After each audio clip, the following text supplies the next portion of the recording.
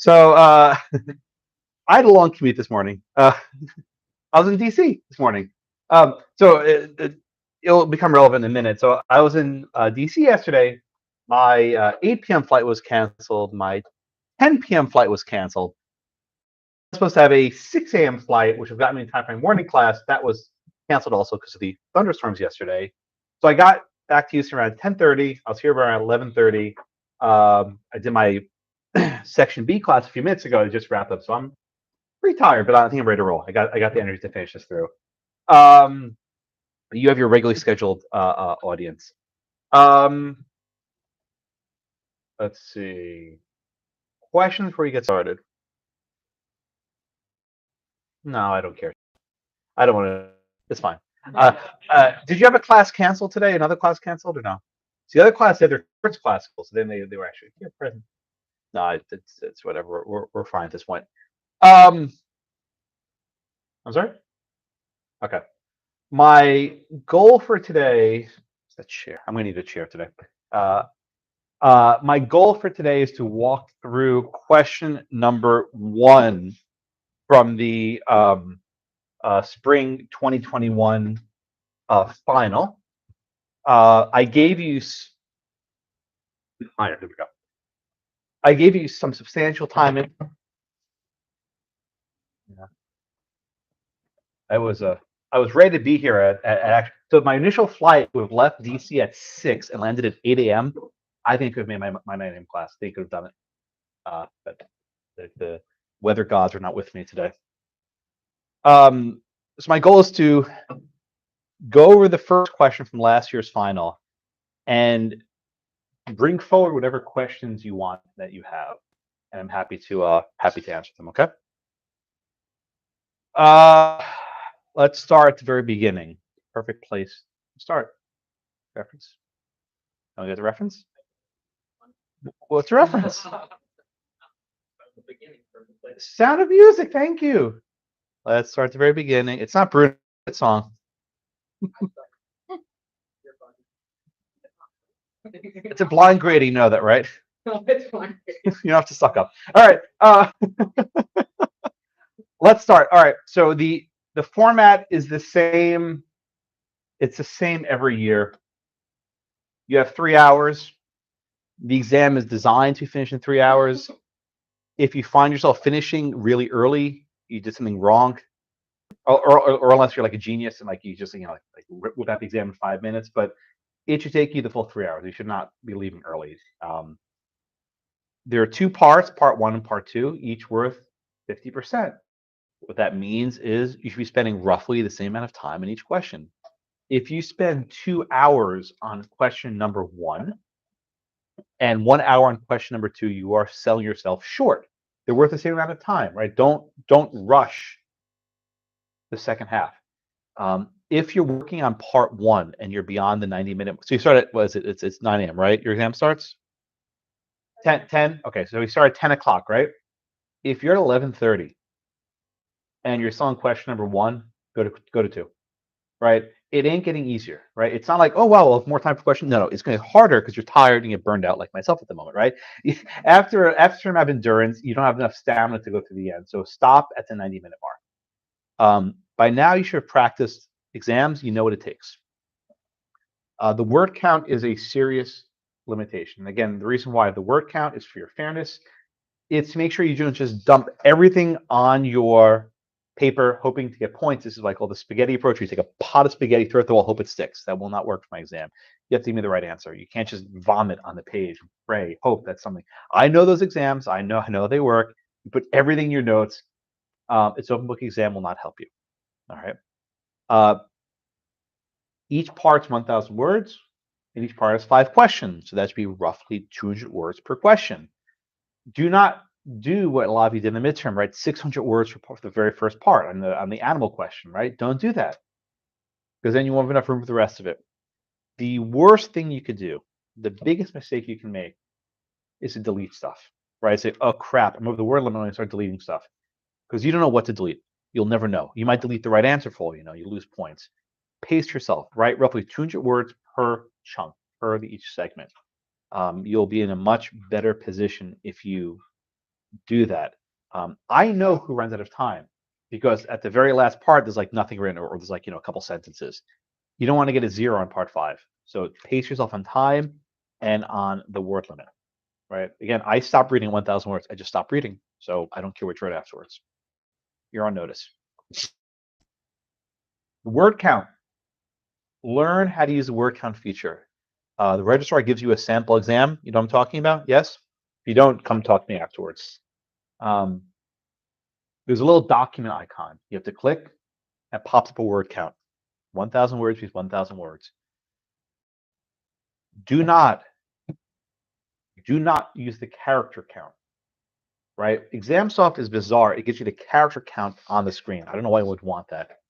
But a couple of years ago, I'm not joking, a student on the midterm wrote 1,000 characters. That's about 5 text messages and like a couple tweets, right? The old tweets, not the new tweets, right? Don't do this. I'm warning you, don't do it. Okay. You will not have the exam on paper. This is an issue which I could talk about for hours, but it'll be on the screen. So if you want to bring scratch paper, that's fine. Bring whatever you want, but the exam will not be on paper.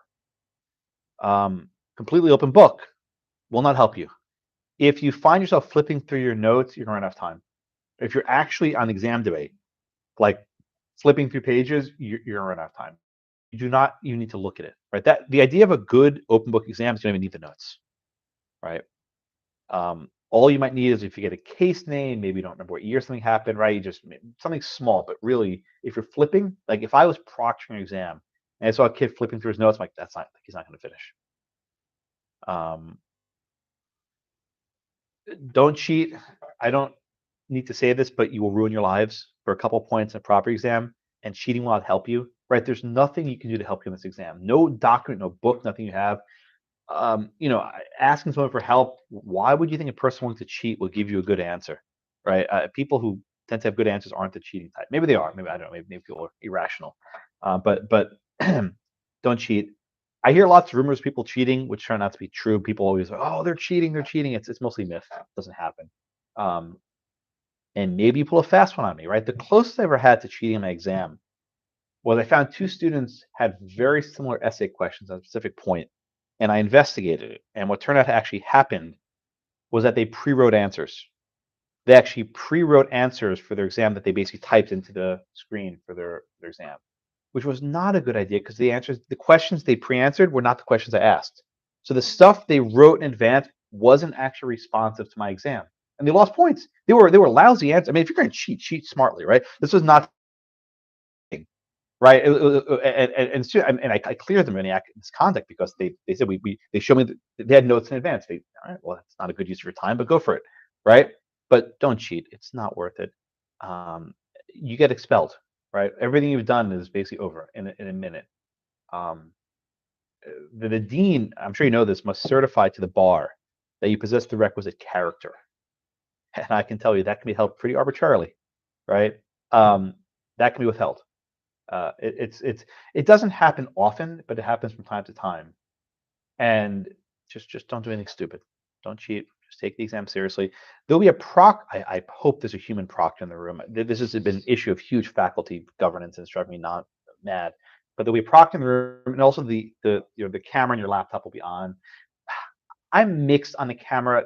The upside is it can clear you of misconduct, but also creates a lot of false positives, which they review. And again, if you don't cheat, there's nothing to worry about. But like if you're like looking like this, looking like this, it might be a little suspicious. But I am not. I don't believe the PR from these exam monitoring companies how effective it is. I've seen stuff they record and it's not very useful. Mostly it's just panicked students like this. I mean, imagine you're actually trying to watch that. It's like just people at their worst moment in life, like staring at the screen like this. Like, oh god. Yeah, right. Yeah, exactly. Did you guys do your Elsa on the computer? I don't remember. Was that you're panicking? Yeah, Proctor. Yeah, it's the same.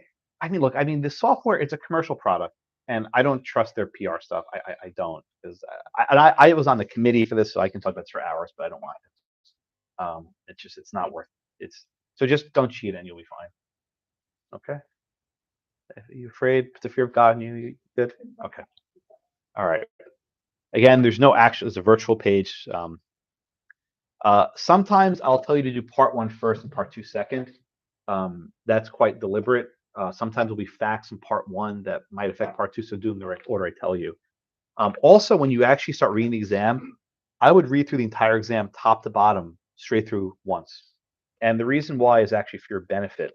Uh, I tend to ask about a topic, once or maybe twice, but I'm not going to ask about a topic 3 or 4 times. If you read straight through from top to bottom, you get a roadmap of what I'm asking about. Oh, he has an animal question here. There's a lost property question. There's a future interest question there. Oh, in part two, it's marital property, right? You can build a roadmap in your head of what I'm going to ask. And it will save you a lot of time if you don't know what the issue to spot is, because you can almost use process of elimination, like, oh crap, what did he not ask about? Oh, that, yeah. So you can kind of piece it together. So read through top to bottom, okay, before you even write a word. Let's do question, and we're reviewing part one today. That's my that's my goal for today. All right, so take a look at part one. First thing first, read the instructions. I know that sounds very stupid and obvious, but it tells you very important information. If you fail to read the instructions or you don't read them carefully, you forget them, you'll get stuff wrong. Because here's why I tell you what your jurisdiction you're actually in. So I begin. It says instructions. You are a law clerk for the Chief Justice of the Greek Supreme Court. Several disputes arose from 2 Greek states. First, the state of Olympus follows the common law rules. Okay, so that's got to go in your it's big letters, common law rules. I didn't say marital property, and that's important. In this question, there's something that could arguably be about marital property. It's not. But the fact that I didn't tell you about marital property tells me that's not what I'm asking you about. So I think instructions can help you. And the second question, or the second instruction says, the state of underworld, another world, follows modern rules. And if you didn't know, this is Greek mythology. There's Mount Olympus, right, where the gods live, Zeus lives, and Hades, underworld, where people go after they die. Please write a memorandum of no more than 1,000 words addressing the following 5 issues. Okay. So again, 1,000 words, 5 issues, roughly 200 words per question. If you go much over that, you're not going to finish on time or in your space. Let's read question number 1. So in Greece, this podium, and I'm not tall enough for this class today, right? In Greece, the states of Olympus and underworld border each other. They're separated by the river Styx. If you don't remember mythology, the river Styx is where the people go to the afterworld. It's not important, I know that. All right, so the question begins. This question's long, but there's a lot of facts in it you have to sort of keep up with. Hercules wants to capture the mythical Pegasus. If you didn't know this, I tell you what it is. The Pegasus is a horse with wings that can fly.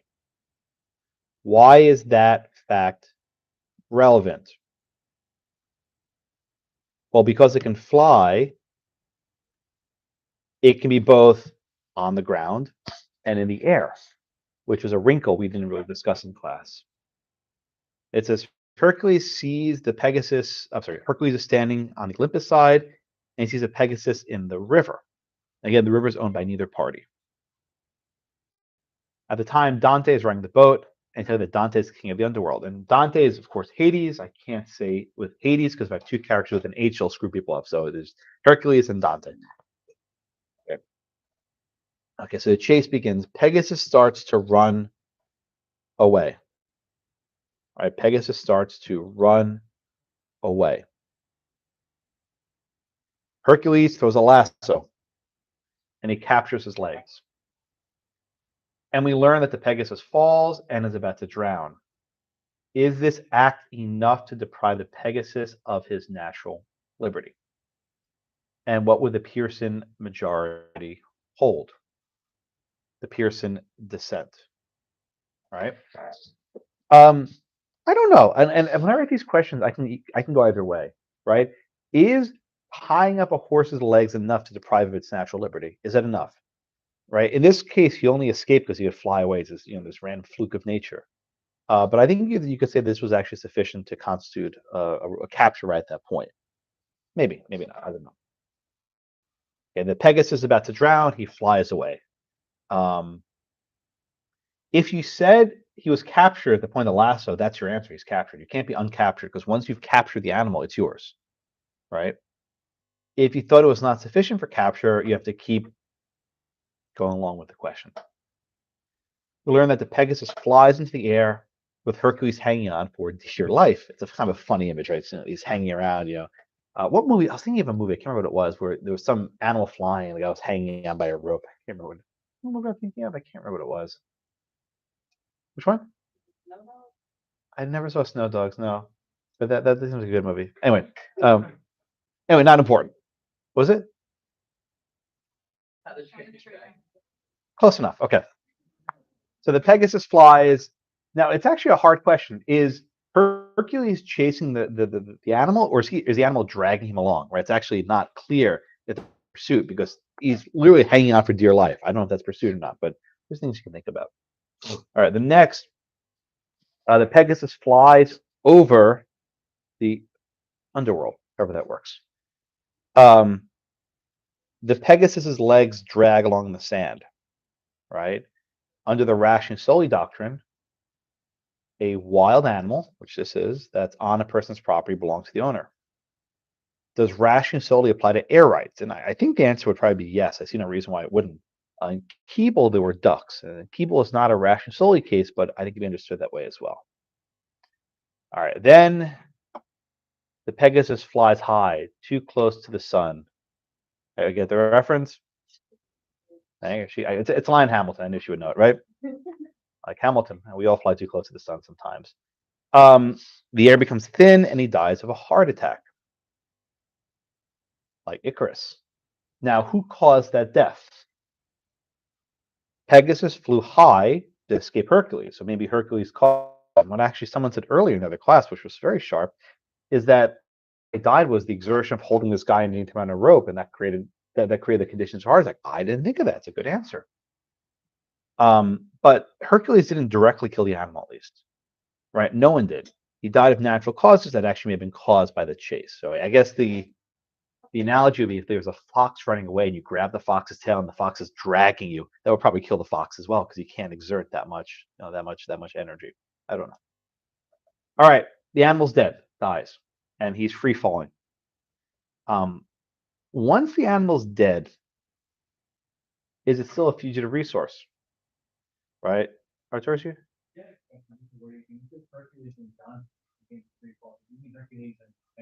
I have a typo on the exam? Yeah, that's a typo. Correct. Sorry about that. Yeah, I remember my very first year teaching, I had a typo like that where it was entirely obvious what I meant. I just inverted names, right? And it was so obvious, and the students completely flipped out, and they like panicked, and they were like calling the registrar, and you can't proceed. But it was just so painfully obvious what I'd meant, and I think last year no one even bothered with it. But just my first year of teaching, I did that, so it shows I've learned nothing. But yes, you're correct, Arturo. Yeah, it was. If you read the question, you knew what I meant, and I inverted names. Okay. Yeah, so we have the Hercules and the Pegasus falling through the air, and there's a question: is it still a fugitive resource? And this makes me think of the Popov case, right? So in that case, you recall the judge said that when the baseball bat hit the ball became a fugitive resource. And a lot of you, sorry, see, 1 second.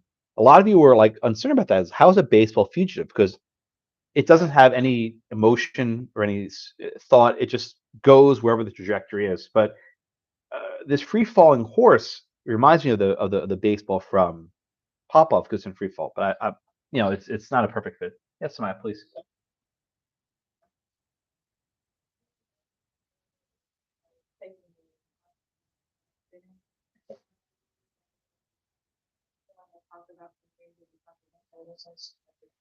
Yeah.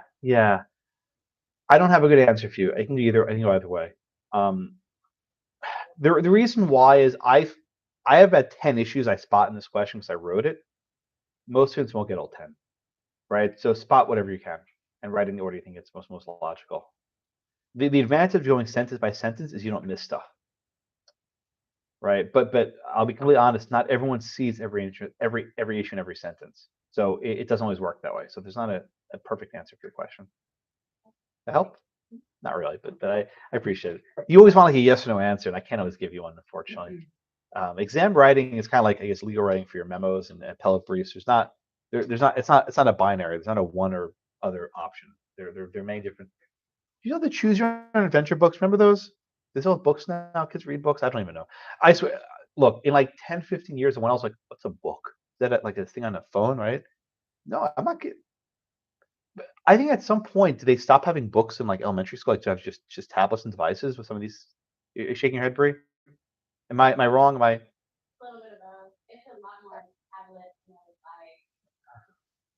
I'm fighting it. It's a losing battle. I can't win the battle with the kids and the screens. I can't win. I'm gonna lose. It's a losing battle. All right. All right. What was I? Okay. All right. So next we have that Dante navigates the boat so that it's directly underneath the free falling a horse. That's some labor, not a lot. Hercules had a lot more labor. That's some labor you can think about. And then the Pegasus crashes onto the boat. But here the boat pop up, right, where it hit the glove and sort of ricocheted off, it bounced off. But the boat stopped the momentum. But that was not the rule that the Popov case adopted. They rejected that rule. The Pegasus bounced off the boat and falls into the river, and the Hercules grabs it over. And this is kind of like Hayashi grabbing the baseball after it pops off the glove. But I think on balance, I think Hercules wins this one. But I think you could make arguments about Dante as well. Um, one note on Gen v. Rich. A couple people I think brought this up. Gen was a case about custom, right? It wasn't a case about labor theory or rule of capture really. And I didn't give you any facts that could support custom. I just didn't tell you what the customs for I think Pegasus. So you have to be careful about citing Gen where it's not clear.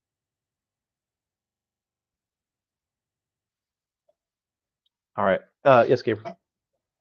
I didn't bring up Gen Rich Okay, so someone did that also, right? Because the analogy is like, oh, it's like holding the line, right? Whether you put the iron in the whale and the thing holds. The reason why I don't think that's the best answer is because that was premised on the custom that prevailed in that area, right? The understanding was you didn't need to actually capture the whale because it was so damn big. It was enough to have the thing holding. There's a horse. You can capture a horse, right? I mean, you can put your hand on a horse, but you could. It's not a whale, right? You can drag a whale to your home, and you can't drag a whale back to shore. So I don't know that it's. I actually thought about that. I was like people are going to be misled by the lasso, but that's not right. Yeah, fair more. That's correct.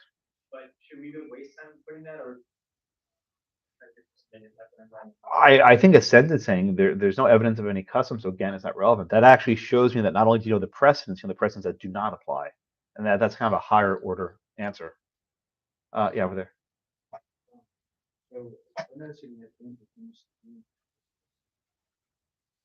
Well, once he captured it, right? I mean, by the time he pulled out of the river, that was a capture, right? The only question is whether someone captured beforehand with a boat.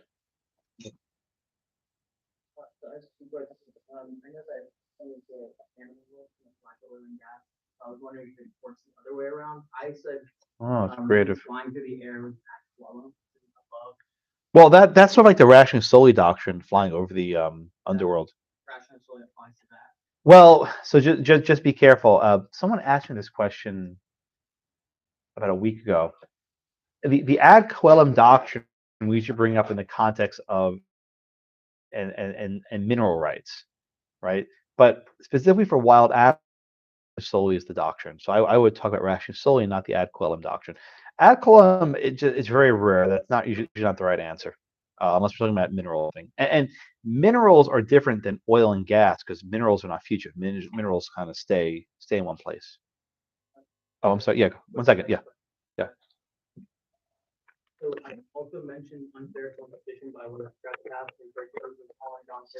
Yeah, a couple people mentioned that, and I think people you can bring people for that a little bit. Yeah. Yeah. Yeah, I think that's fair. A couple people I remember put that last year. Yeah.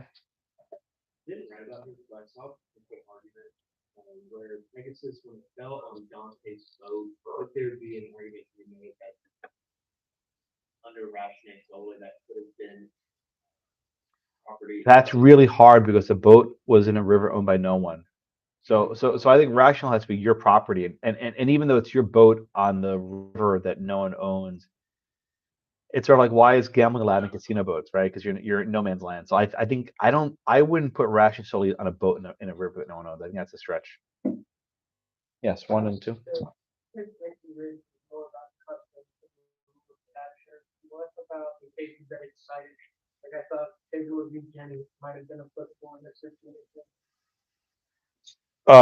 I think Tabor was also premised on the custom of the whalers in that region, if I remember correctly. I mean, the facts are analogous. Absolutely, the facts are similar. I think all those cases were premised on custom. I was actually trying to say that, how they talked about marking the whale as part of claiming it.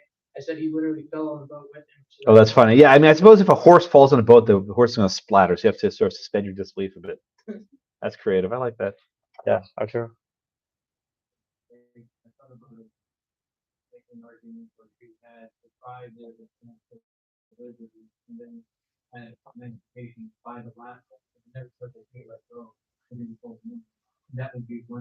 By rule capture, yeah. Because yeah, that'd be fair. But I mean, if you capture at that point, everything comes afterwards kind of relevant, right? Yeah, that's fair. Yes, Bree.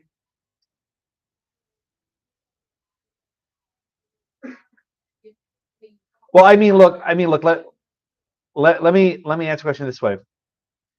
Would I give you a question that's like eight sentences long if you can answer after question sentence number 2? Right. So I mean that's me by reading the entire question. If I'm giving you all these facts and your answer is, well, all this stuff black and white's irrelevant, maybe you don't have the best answer. Right? You're not wrong, but where I'm leading is it's probably better to say there was not a capture at the point of the lasso. I don't know if the national liberty was actually deprived because he spread out the wings, right? I think you have to look at it that he was still sort of on his own. He was able to escape. So even under the Pearson dissent, I don't think it would have been enough. But that you can argue the other way. But just keep in mind, if your answer relies on you saying that 7 or 8 sentences I wrote is irrelevant, then maybe that's not the best answer. That's just I tell Pierre. Jenny, it was also said that so long as the whale was still anchored, the original captor still had title to the whale. Is that because of the custom? So technically, it wouldn't apply here. I've never actually read Tabor by myself. I've only read the summary of it from Gen, so I can't tell you, but I'm guessing it's a custom case because again, the whale was sort of this outlier. You couldn't apply the rule of capture for foxes to a whale because it's just just this big thing. What else?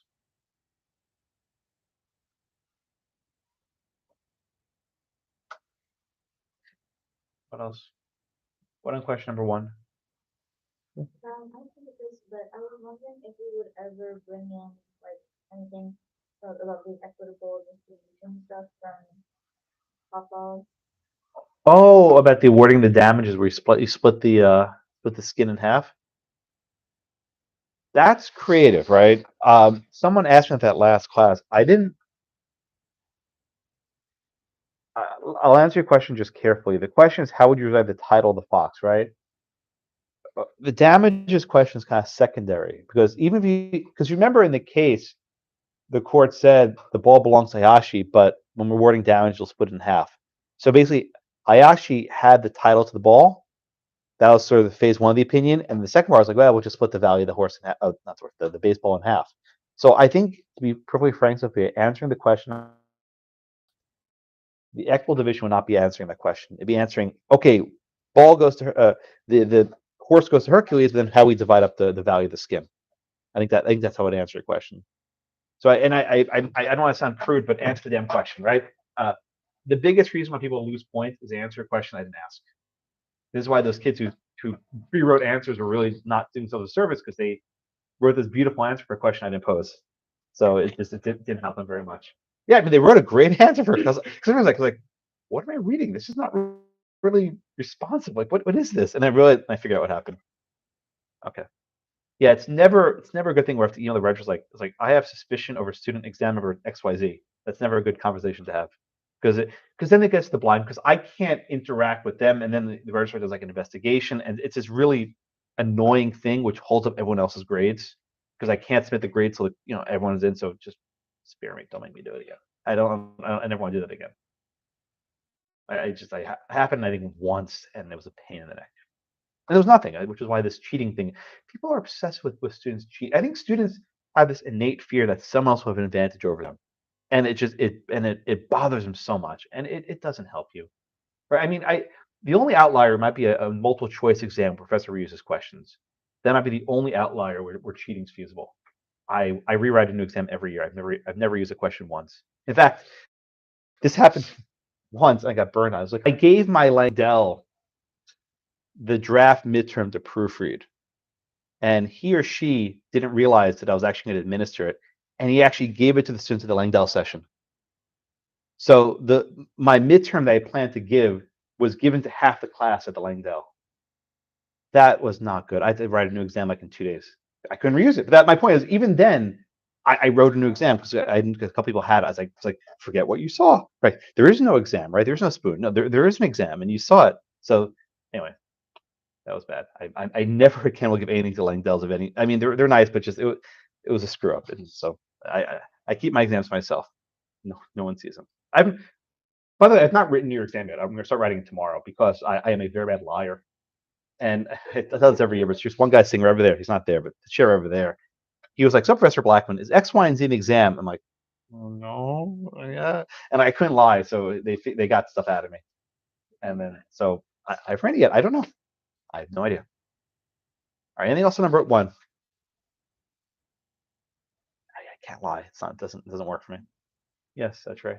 Whole cause of death for the benefits. I don't know how important is that, because I was kind of thinking more along the lines of that all the effort that Hercules had put into being persistent in the capture led to the death of the prince. I think, look, I think you could. I wouldn't dwell on it too much. I'll just say that. I think the relevant part is, did the hunter directly cause a death? And the answer is no, maybe indirectly. But I'm not with like, I was like, oh, it got up there, it died or whatever. And then when it was falling, he was still like attached to it. So He was still attached. To, like, Yeah. grab at it, and that's part of the defense. Oh, I see. So while he was free falling, the rope was still attached. I see what you're saying. That's what I was like, oh, that could be like a thing, but like it's not. Oh, look, it's great. Look, again, I every year I get people write stuff that I didn't think of. Like, wow, that's creative, and I get points where it's due. So I don't. That's why writing an answer key is very hard. So I write this memo, just kind of these long, winding thoughts. Yes. Here's a dissent. Can you argue that a rope around its neck is effectively like within reach? This was, I think, Arturo's question a minute ago. I think, or close to it. I don't know that the rope would be enough because in this case, he still flew away. So I don't think it was enough. Yeah, Arturo, that's me too. My main thing was like, Yeah. he just held on, wait for them to talk. And he kept flying though, but I mean the thing is like he kept flying. He didn't stop his momentum. So they told you Until they can't take it anymore. That's creative. Okay. There's 1, 2. Also, like in the second question of like it's within reach, but also reasonable prospect is taking to possession. But I guess like maybe because it was free falling. Yeah, I mean, but I mean to that point, right? If you're free falling, you have no prospect of getting because you're gonna splat wherever you splat. Yeah, I mean, but the point of the reason why I wrote the free fall question is you are not in control. Gravity's taking you down, so you have no idea where you're gonna line up. Yeah. Could you? I know this isn't a question, but can I say like the policy of rewarding the hunt? Well, again, this was the get issue. I don't think I gave you enough facts to opine on policy. I only give you enough facts to opine what the policy ought to be. Because for all we know, these are valuable creatures that should be like a endangered species. That they shouldn't be terminated at all. But I didn't give you facts one or the other. Yes, Trey.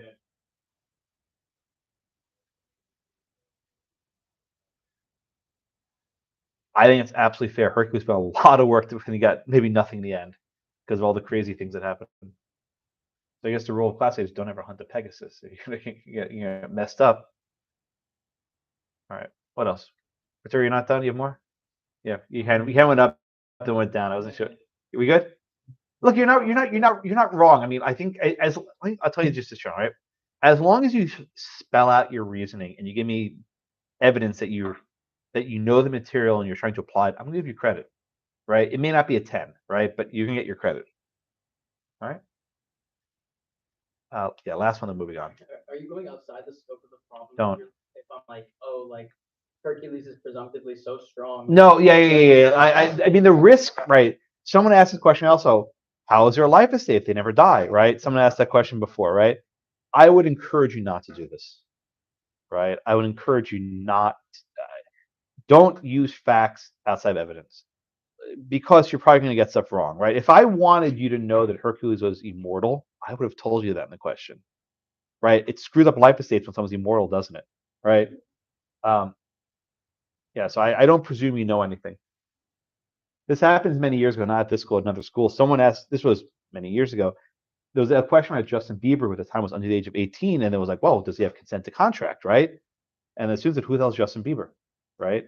So, right? I mean, but I mean that was an unfair question. It wasn't my exam. Actually, Bieber came to the bathroom at the school. Yeah, I swear it's a true story. There was a Toyota Center concert some years ago, and they pulled out and they needed a bathroom. And for whatever reason, they pulled in front of the school, and he came in for a bathroom. It's happened like maybe 8 or 9 years ago. I wasn't there.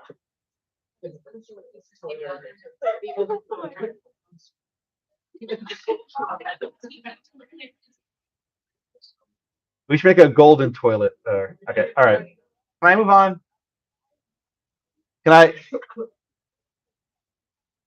I move on, please? Okay. All right. Question number 2. This is a lost, mislaid property question. We see the underworld has a grove of pomegranate trees. Pomegranate's a fruit. I mean, I tell you this, but it's a very tasty fruit. The seeds are delicious. Near the river Styx. Dante has been growing trees for years. Hercules loved the pomegranate fruit, so he hatched up a plan. He found a golden arrow in the river, right? So this is a found object, right? Who owns the arrow? Now, it was in the river. We don't know how it got there. We don't know who owns it. Maybe it fell off a boat. Maybe it came from Olympus or Underworld. We have no idea. But Hercules is the first finder. And under the rule in Armory versus Delamery, the chimney sweep case, the finder has the strongest threat against everyone but for the rightful owner. Okay. Then we see that he has this plan, this genius plan, right? He's going to throw. By the way, this is also based in Greek mythology. Hercules killed the Hydra, the many-headed serpent, with arrows dipped in the Hydra's blood. And also Persephone, who was Hades' wife, ate the forbidden pomegranate seeds. That's similar to the Adam and Eve story, and had to spend 6 months every year there as punishment. Okay. So Hercules has this genius plan. You'll learn from my exam. You'll learn stuff. It's actually it's awful. I mean, there's educational tools. You'll learn things you didn't know. I take a lot of care in them. Trust me. I even though I screw up names apparently, but I throw a lot of thought into the actual fact pattern to make them actually consistent with something. Hercules throws his arrow across the river, and here his intent is very important. Hercules attached a rope to the end of the arrow. Was this abandoned property? I don't think so. It was intended to recover. He was going to throw the arrow and recover it. So here, this is like Macaboy Must Medina and putting the wild on the counter, right? Because it's not abandoned, it's placed there for the purpose of coming back to it later. All right, so then we see that the arrow flies across the river into the other kingdom. This is a trespass, no matter how you square it, right? You can't throw your stuff on someone else's property. Now, the harder question is, if you, just using these for example, let's say someone throws their baseball into their neighbor's lot, right? The neighbor could sue for a trespass, right? But the person who had the baseball can sue to recover the baseball because that's his, right? In other words, if there's a trespass, you don't get to keep what the trespassing thing is. I mean, you got to give it back, right? You can't just shoot everyone, right? But you get to keep back. You get to get back what you got. So the fact that the arrow trespass doesn't mean that Dante owns the arrow. All right, so then here comes, I think, probably the most intricate wrinkle of the case. I tell you the pomegranate's pierced, right? The arrow went through the pomegranate. Momentarily, at least, the arrow side of Dante's property. Under the rule in Hanover's Peel, the arrow is literally attached to Dante's land. That's a bit of a stretch of an argument. I don't think it's perfect, but I sort of wrote the facts that you could sort of lead yourself to that direction. All right. Then we keep going. I tell you that Persephone grabs the arrow, removes it from the fruit, and then snaps the arrow in half. Right? You're asked how the court would quiet title on the entire arrow. Okay? Since she snapped it in half, you have to account for both halves of the arrow. If you only answer half the question, you get half the credit. So make sure you answer the entire question. Right. She buries the first half of the arrow in the soil near the trees. The fact that she buried it, I don't think she buried it to throw it away. It was an act to reclaim it later. So I don't think this is abandoned or mislaid property. I think she wants to come back to it. People mention the treasure trove doctrine, which might be irrelevant, but Dante's actually the king, so that actually doubly works for him. But in any event, under South Staffordshire and Ewells versus Brigg Gas, property buried in Dante's land would belong to who? To Dante. No one ever finds the first half. I think Dante has a stronger claim to this arrow. Persephone throws the second half in the river. No one controls the river. It's never found. A couple of people wrote about rationing solely. Again, that's a doctrine for wild animals. Has no bearing on the arrow. So this is one of these weird things where initially Hercules had the stronger claim, but then it gets buried, and then Dante's a stronger claim. So I can go either way, right? I think you could legitimately claim either way that all the stuff that happened afterwards doesn't matter. Hercules is still stronger, or you could say that because it was buried in the land, then it belongs to Dante. But I can go either way. Yes, sir. Would you argue that the arrow was involuntary failure in the structure of the case, or he would be entitled, or he would be entitled to full That is a very creative answer. I don't remember if anyone put that last year. So you're saying because he threw it there, it became an involuntary bailment for Persephone, and because she failed to treat it with a duty of care, she could be liable for damages. But with that, so just let me just push back on that one for a minute. I think that's creative. But let's say there was an involuntary bailment. The measure of relief would be damages. It would be the return of the arrow, though, right? And the question about resolving quiet title on the arrow itself. So I think that's really creative. I can't remember when I put that one last year. I would just slightly nudge in response that the relief for a bailment duty of care violation would be monetary, and that wouldn't actually go to who gets the arrow. Does that make sense, Arturo?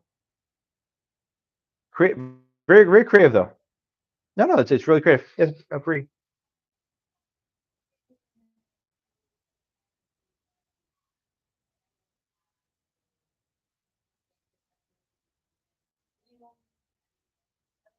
Under what doctrine? What authority would you use to make that argument?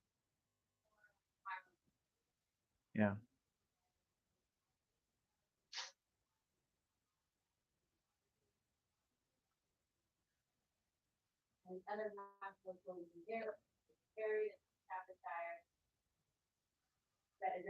Well, okay. Well, it's not that it's in half. It's the fact. I think what you're saying is there are two different there's two different remedies, right? The fact that it's buried means it went to Dante, and the fact the other one's in the water means it could go wherever because it's public property. So I thought you meant something that, like, we don't really care who the fine. It's almost like pop up. We're just going to slip the value in half. That's not what you're saying, right?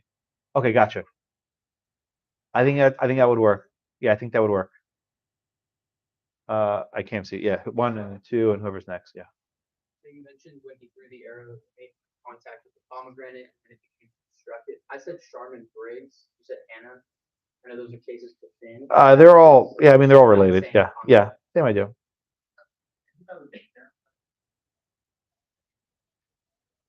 There's a tree on the borderline of property A that's its apple tree, and some of the branches go into property B. Oh, that's such a good question. Yeah. Do the apples on that are above There's actually doctrine about this, and I don't. On 4 hours of sleep, I wish I could tell you what those cases are. I don't remember. But there are cases about overhanging fruit. There's actually a lot of litigation on this issue, and I don't think I taught it to you, so I wouldn't expect you to know. But there is case done, and I just I can't pull it at the moment. But there is cases. Yes. The reason when Hercules threw the arrow that property is this lane because he intended to recover. Right. Which is why I'm not sure a bailment is the best answer, because the fact that the rope comes to bring it right back. Right. A bailment is like, you drop your property, say, hey, can you hold this for a while? He didn't intend for him to hold it for any period of time. He wanted to pierce the fruit and bring it back immediately, which is not. It's not really the idea of a bailment. It turned out because the rope was cut, it became a bailment, which is why it's involuntary, right? Which is why if it's a bailment, it's got to be involuntary. But his intent at the outset was to bring it back. Yeah, 1 and 2. Yeah. I don't know that I'm agreeing with it, but under Arturo's answer, yeah, go ahead. It was in his property. Right. Which this is the rule in the McAvoy case that you bring it to the owner of the bar or the restaurant, whatever it was, because he was the most likely to find the true owner. Yeah, the bailment. I can go along with the involuntary bailment. I know it's the best answer. I can go along with it. Arturo.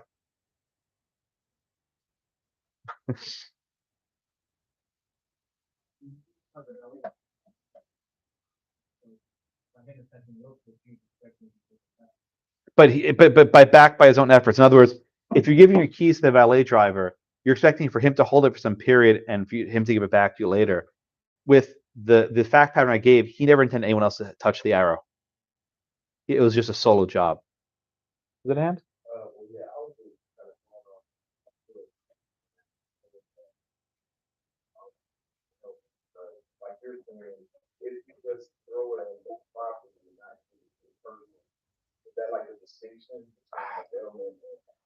It became involuntary because the actions of the third party, right?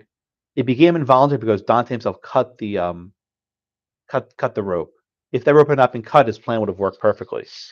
I wonder. I mean, it's almost like an unclean hands, right? Can you make yourself a bailey, right? In other words, his malfeasance, his cutting of the rope, his damage to the property made himself the bailey. And I wonder if there's some sort of equitable argument why he wouldn't be a bailey. We're going way too into the weeds. And I don't want to do any of this stuff, but I know he does, right? But I want to. Bree, your hands up.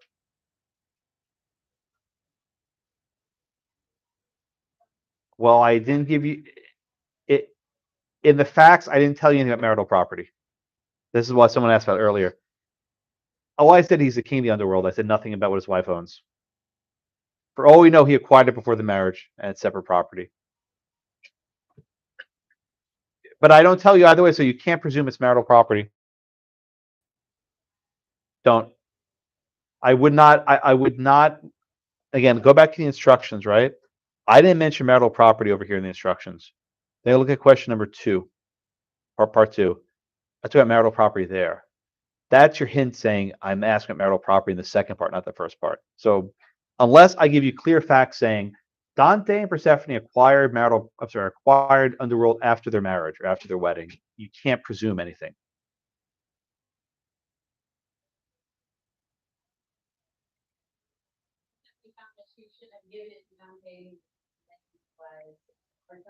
Well, and you don't know if this was California, because if this was in New York, you could have separate property. If this was California, it would not.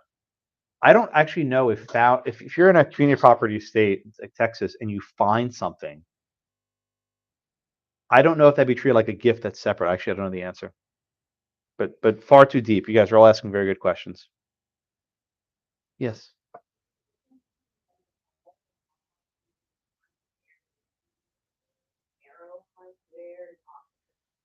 Well, the horse, in theory at least, was wild animal, but became inanimate. So I think if we treat the dead horse, not to beat a dead horse, right? But if we treat the dead horse as inanimate, it would be similar to the arrow in that regard. All right, we done with the horse, Monet? Mine isn't about the horse. My question is, with the theory of first finder under armory, like, what do you say, supersedes them burying the arrow? That's your judgment call. I don't have a good answer for you. I think you go either way. I was gonna ask if we have to weigh authorities saying like the Pop-Off was in California. No, don't get into that. Unless they give you a specific unless my question is you're in California, right?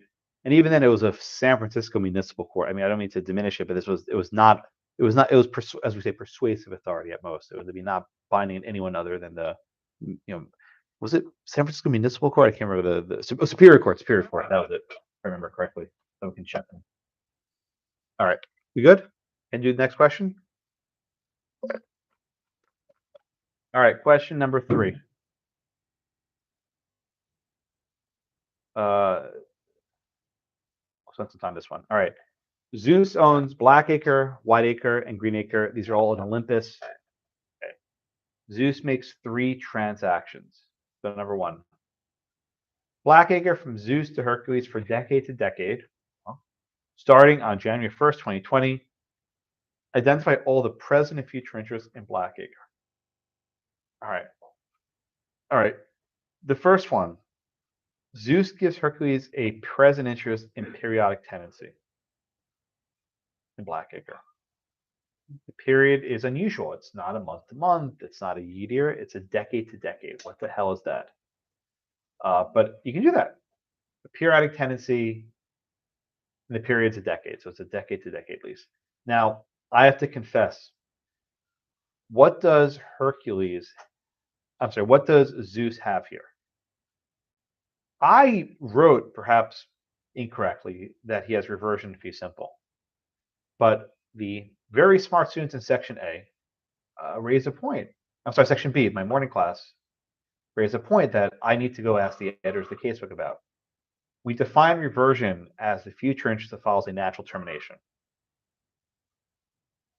Is the termination of a periodic tendency on natural? So someone looked this up, and the answer they got, I'm not crazy about it. So this is always called reversion. Every book I've ever read is called reversion. But does it actually fit the definition of reversion? So the answer that someone pulled up, which again I'm not crazy about, is if I give 30 days notice, the lease terminates naturally. I don't like that. That doesn't seem very natural to me. So I need to ask the editors of the casebook, and I don't think it's gonna have a good answer for me, but I'll ask. So if you want to write reversion fee simple, I will give you full credit. It's correct. But now I'm doubting myself if my own answer key is correct, because the other section put doubt in my mind, and I'm very little sleep. So I think I'm going to be clear, but I'll give you credit for reversion. Mark, then Arturo. To note that future interests in periodic tendencies are not able to be characterized because of that. That's what I thought, but the book and other resources call it a reversion, and that's difficulty, right? I've seen many resources call it a reversion or remainder, even though it's not a natural termination, which is giving me some angst, which is why on the very last day of the semester, I'm still doubting myself, which I need to do some more homework. Please, yeah. Periodic tendency, you took 30 days. Whatever it is, 1 month, whatever the rule is. I was just being general. In other words, I want to make sure that year to year with like half the period. oh yeah. I'm talking the easy ones, right? We'll get to the period for the year, but in the normal case, if I give notice, whether it's a month or 30 days, whatever the jurisdiction requires, that doesn't seem very natural to me. That seems like satisfying a condition.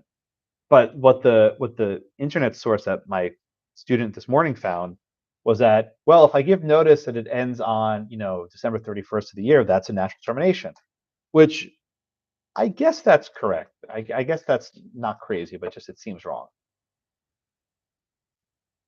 Okay, what else? Oh, I'm sorry, Arturo, your hand was up. I'm sorry.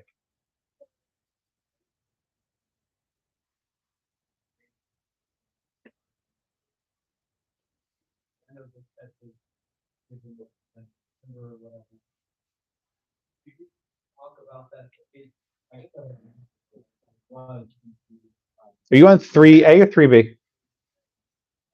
What's the problem? Right.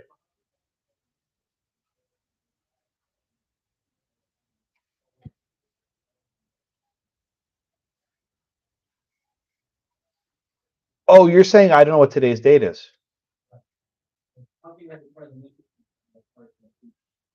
What day did I administer this exam? Well, I administered this exam in May of 2021.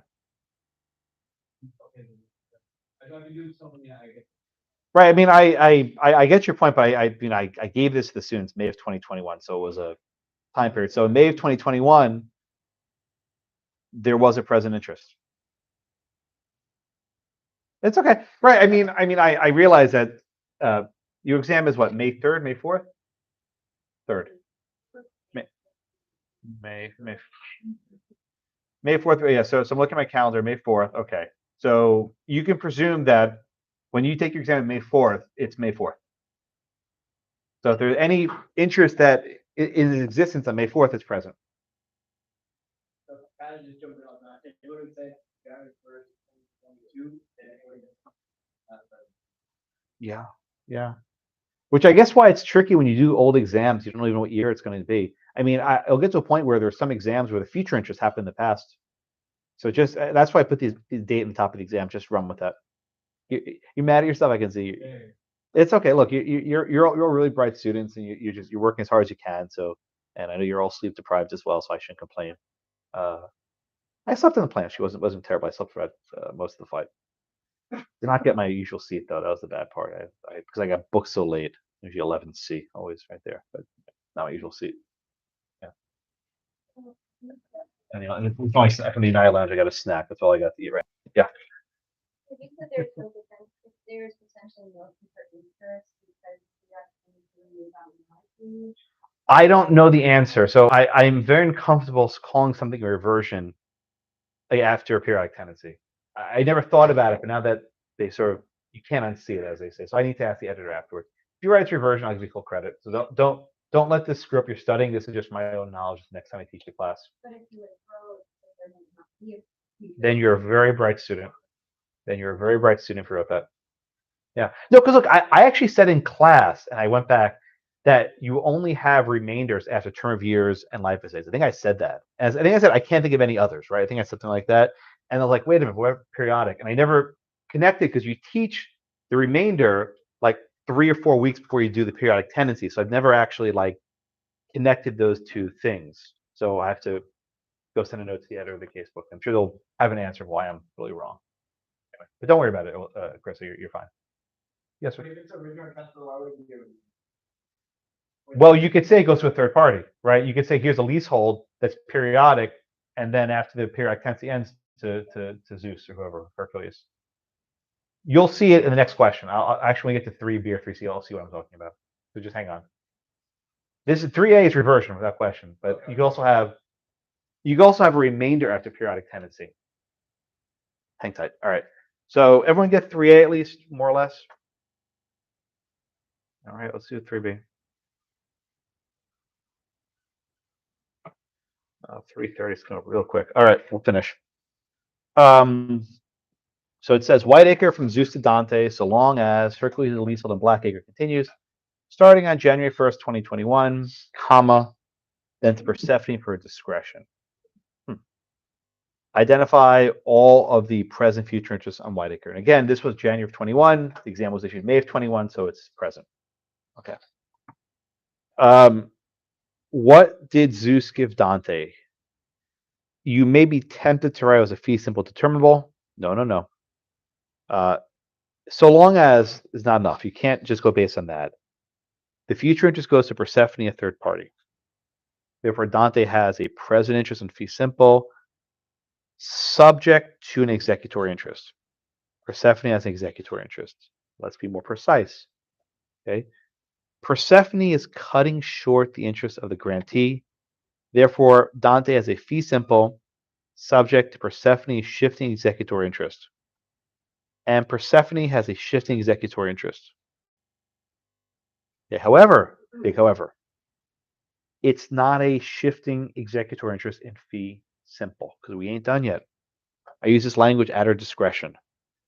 In my mind, and maybe you disagree with me, this looks like a tenancy at will. Right? That's the closest thing that I can think of when I wrote the question, right? But it looks like a tenancy at will. So she can keep it so long as she chooses, but can terminate the tenancy at discretion, and the tenancy will ends at death, which matters. It's important. There are two ways to kill the tenancy at will: death or sufficient notice. Okay. So let's sort of put together. Persephone, ready for this? Persephone has a shifting executor interest in tenancy at will. Dante has a fee simple subject to Persephone's shifting executor interest and tenancy at will. But we're still not done, because what happens if Persephone dies? And this is the question before. It goes back to Zeus. And what do we call Zeus's interest? Reversion. All right. But what happens if Persephone terminates it by giving sufficient notice? Is that also reversion? I don't know. You see what I'm doing, right? If it's after death, that's reversion. That's the easy one, right? But if it's after giving 30 days notice, is it still reversion? I think the answer has to be reversion, but it doesn't feel right. Tony? What feels off? Because giving 30 days notice is not a natural termination. Unless we say it ends on a certain date, that's natural. Right? It redefines how I understand natural. That's why I'm not comfortable with it.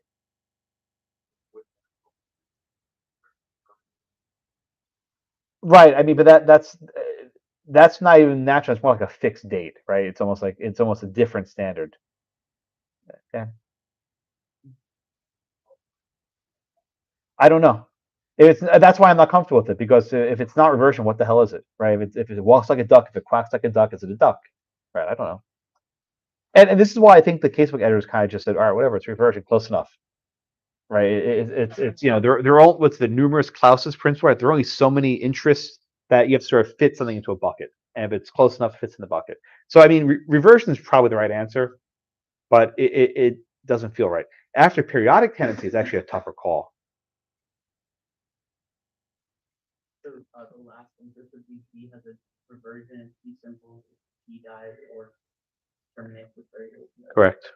Yeah, that's correct. All right, the last one's hardest. Oh, Monet, go ahead, please. So whenever we do the exam, I assume the format will be the same. Do we discuss the future and present interest in regard to the question above it as well? They do play in. Yeah, you're gonna have to. I mean, especially with question 4, I explicitly tell you this continues from question 3. So, and this is actually somewhat devious of me. If you get question 3 wrong, it affects question 4. So this is why doing them in order is a good idea. I would not jump around unless you're in really bad shape. If you're like running out of time, then jump around, but you should do them in order. Because how you do 3 affects how you do 4, in this question at least. All right, questions on 3B.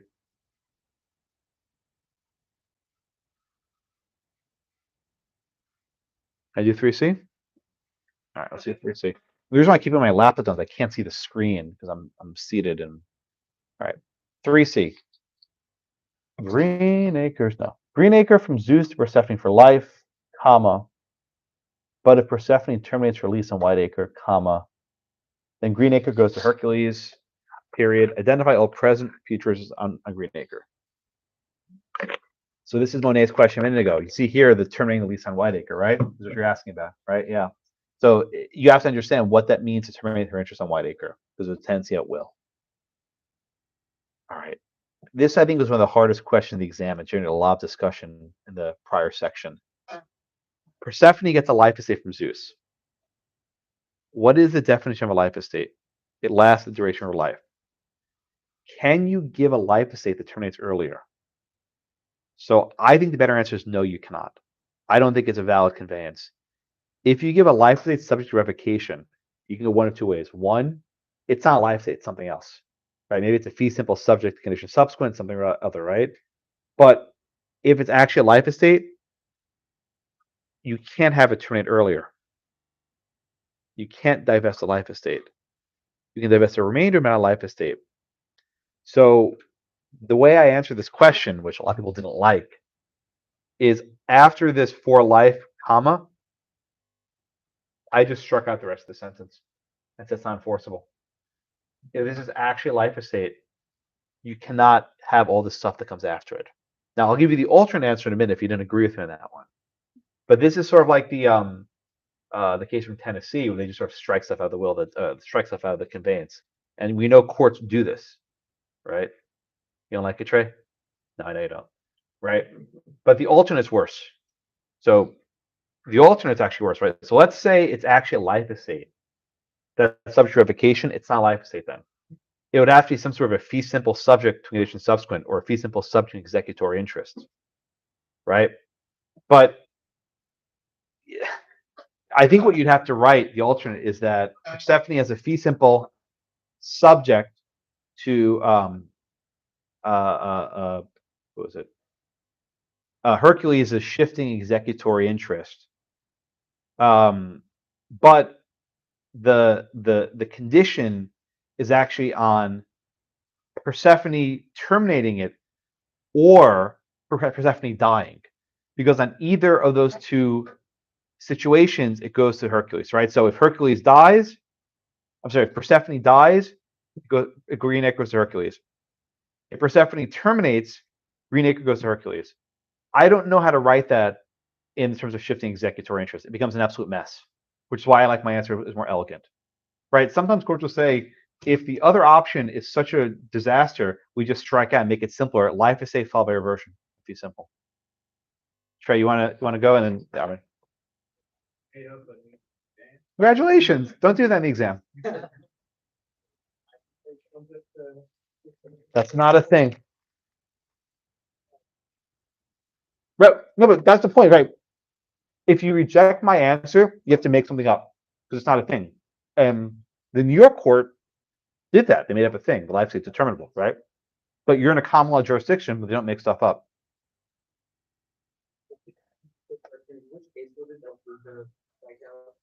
It was a Tennessee case. It was don't tell me. I should know this one. It was Ernst v. Condit. Was that it? Was it Ernst? Yeah, Anwar. No, I was just gonna ask a question. It was the go-kart case. With the go-karts, right? Where they said, oh no, sublease actually means no.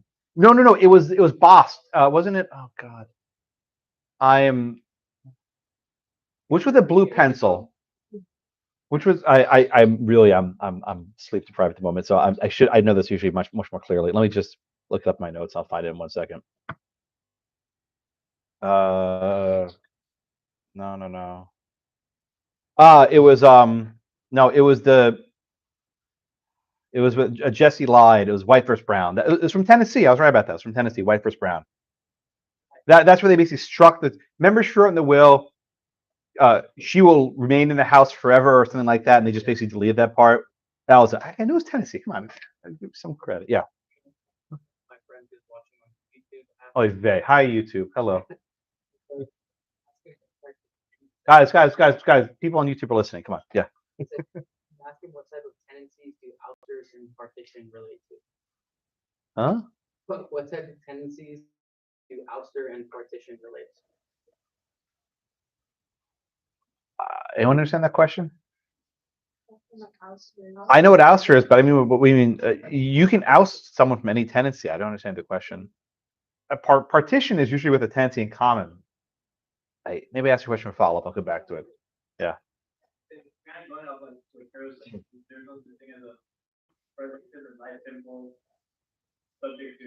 Yeah. Could we argue that what she got was a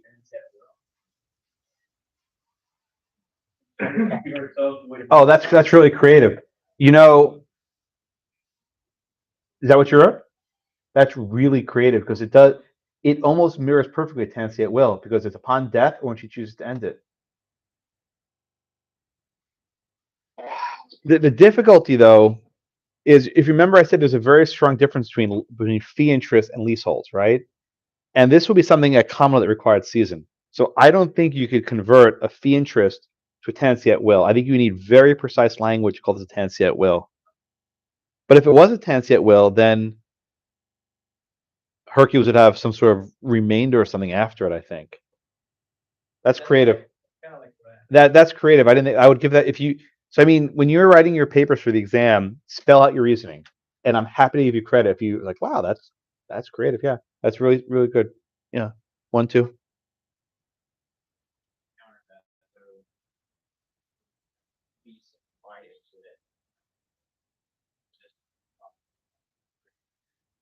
Right, but I don't think it's still it's either discretion though, right? So it's kind of no that's creative.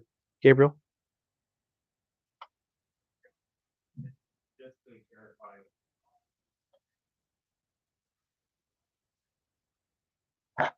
I think the best answer was life as a thought by reversion. I would just strike out the rest of the sentence. But I think what Anwar just said was actually pretty sharp. I think what Trey said was not the best answer, but I would give it partial credit.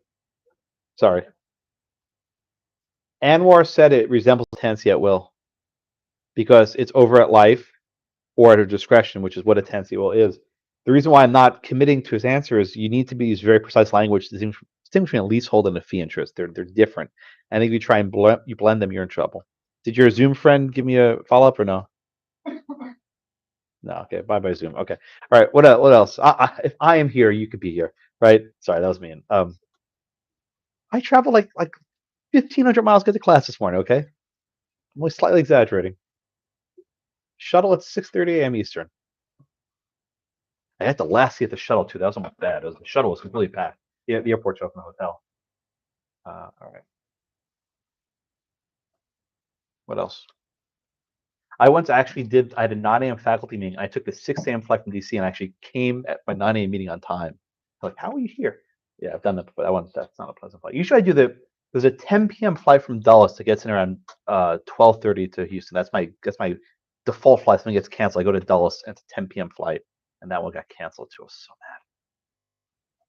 mad. The Turkish Airlines lounge is the best lounge in the airport. So food's delicious. Anyway, not that you ever care, but yeah, Trey. What? Have you written this exam? Hell no. I told you I didn't write it. I remember I can't bluff. I have no idea.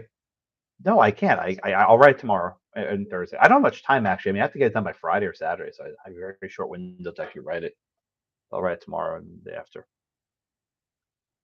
What else? On 2C, on 3C. Yes.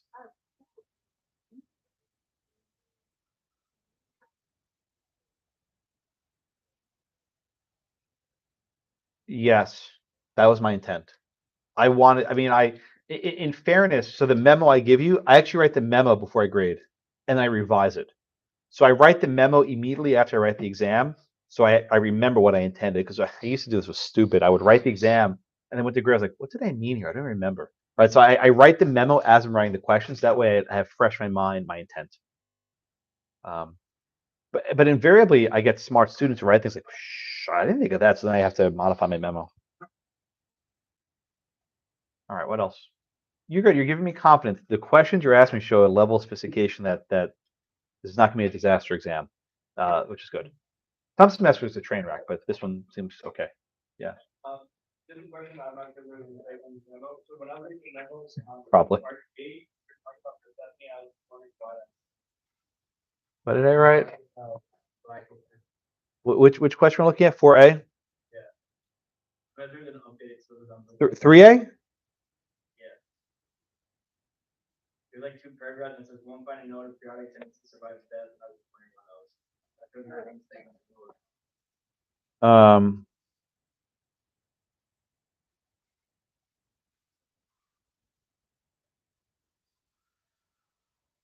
I think it's a typo. I'm not sure. I don't think it matters much right now. I'm sure I can figure that out later when I'm not falling asleep. All right. Yeah, 15 minutes left. I will finish on time. Let's do question 4. All right.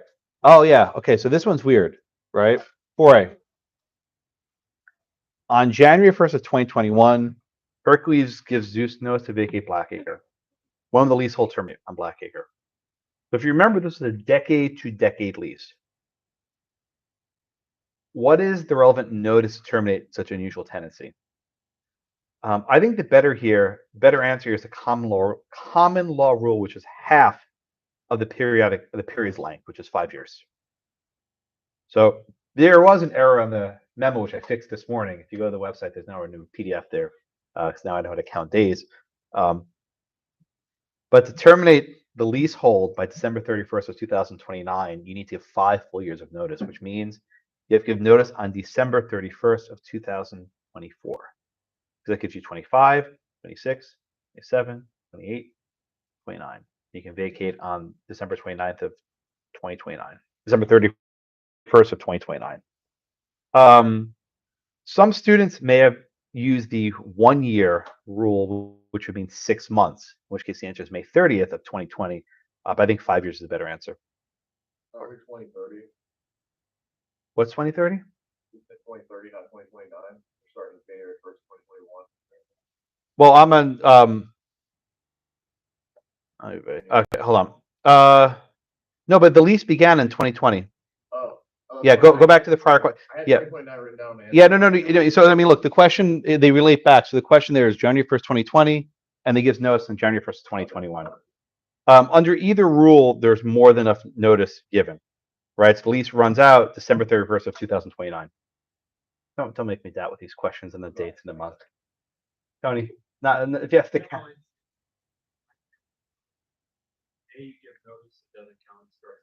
Correct. Yeah, that's why if you actually checked the memo yesterday, it was not correct because I gave my students wrong answers the last 9 years. So what do I know? So if he gives it on the decade, he gives it on 21st.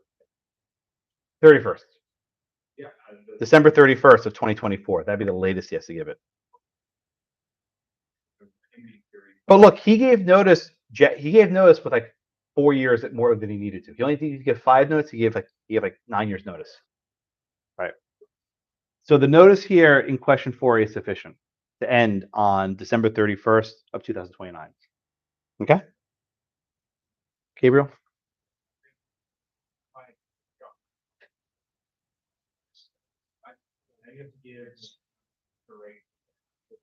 Just 5 years.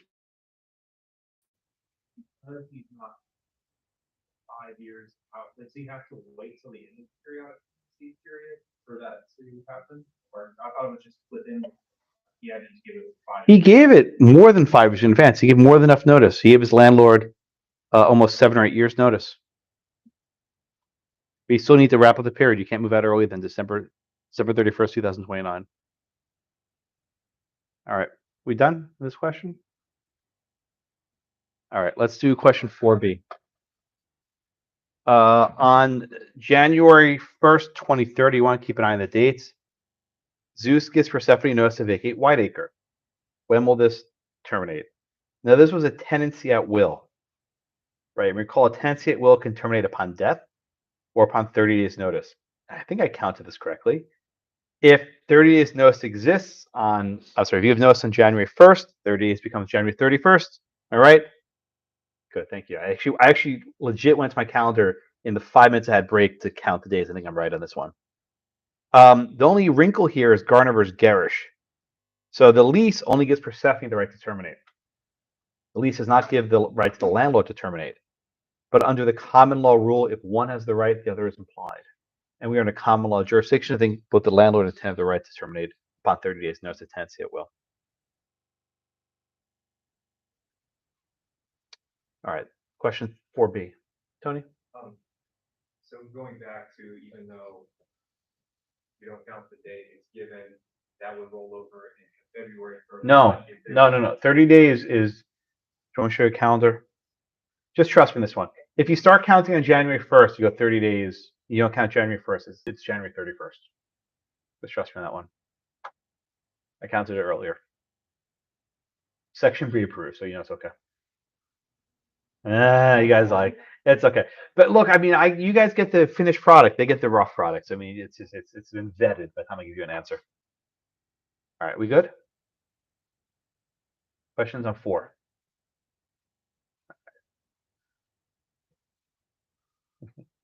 Are there actually rivalries? Is that a thing? No. Really, section doesn't matter. After 2L, or after 1L, you'll merge anyway. You forget which sections you're. I mean, you don't forget, but you're all together.